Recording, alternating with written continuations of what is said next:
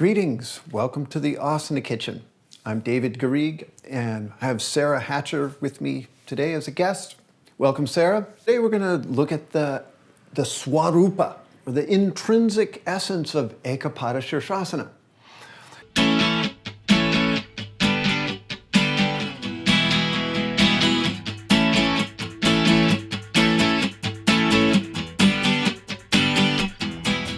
To me, one really tricky part about this pose is staying dynamic. Okay, so it's easy to become passive in your hip and leg, and also in your upper body.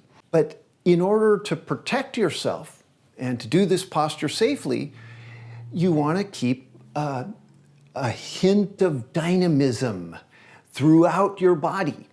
Okay, and this is part of what I call the essence of it. And so I'm just going to show you what I mean. To me, Ekapada Sirsasana, if you subtract the forward bend aspect, you just think about taking your leg behind your head. It's a fancy variation of Dandasana. Okay, that's all you're doing. Okay, and so you keep that root in mind. You stay, and Dandasana, remember, your legs are pinned to the earth. Okay, so you're trying not to be back like this when you're doing Dandasana or Ekapada Sirsasana. So you're forward and into your legs. And you have, in Dandasana, you have a vertical spine. Okay, that's not possible in Ekapada Sirsasana, but you still value that vertical position. Okay, and so the variation part, so Ekapada Sirsasana, variation of Dandasana, is this hip opening. So it's an external rotation, very thorough, in order to take your leg behind your head.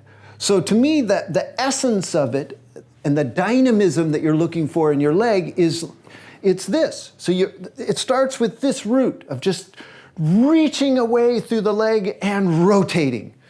It's like a frog. Okay, and then the leg comes across.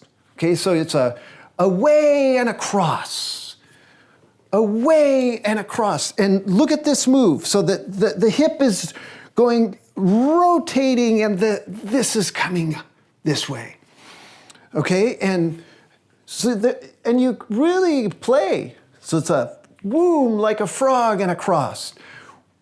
Womb like a frog and across. And you're trying to feel that and control that circularity of your hip joint. So notice how I'm swinging it across and then catching my foot. So you can do that exercise. Do it with me, Sarah. So you're reach away and then bring it across and catch your foot and bring it up towards you. And keep it as manually active in your leg as possible. See, Sarah, you're overusing your arm. Yeah, so just catch it right at the end and hoist it up a little bit, and then let go. Yeah.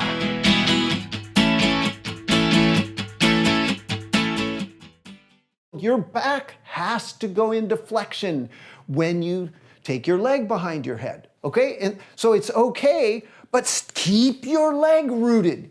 Keep that standing leg rooted even as you round back. So don't let this happen.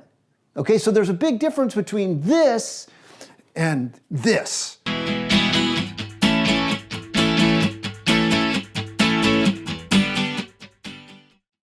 As you're going forward, one way to work on this is to use some height to lower your head onto. Okay, so Sarah, put that on your leg, face it the other way. 1/4 turn. Correct. All right. Take your leg behind your head, and then if your leg doesn't stay behind there, then coming forward, it helps. And then also, Sarah, hold your foot. Yeah, so you can hold on to your foot and come forward to that support and keep holding on to your foot. Yep. And if your leg stays, well, then you can take the hand down.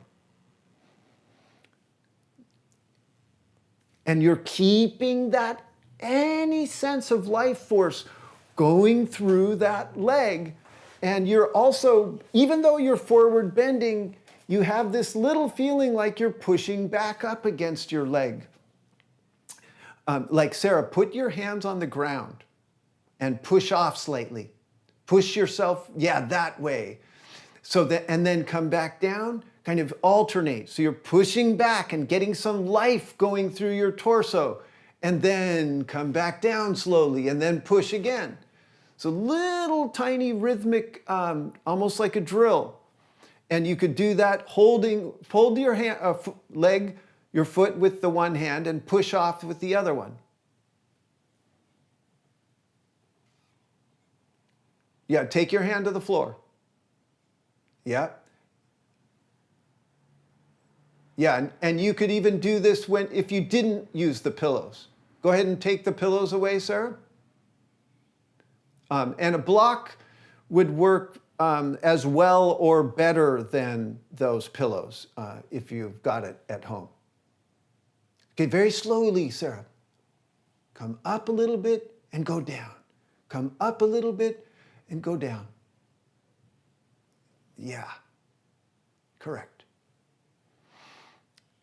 Okay, and then now take your wrist around your foot, around the ball of the foot, and really brace your arms. So that, and now you've got that same idea that you are going forward, but you've kind of got this pressure, tiny bit of lift against your leg. And your leg has a current going through it from the hip through the foot and come up. Super. All right. So I teach the exit of the pose in another video, but Sarah's just going to do it for you so you can enjoy it. Enjoy her skill in action.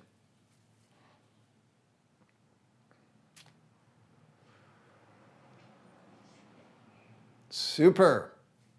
Okay, so there's some tips for you in very challenging second series pose, Ekapada Sirsasana. So thank you for joining me, and thank you, Sarah. Namaste.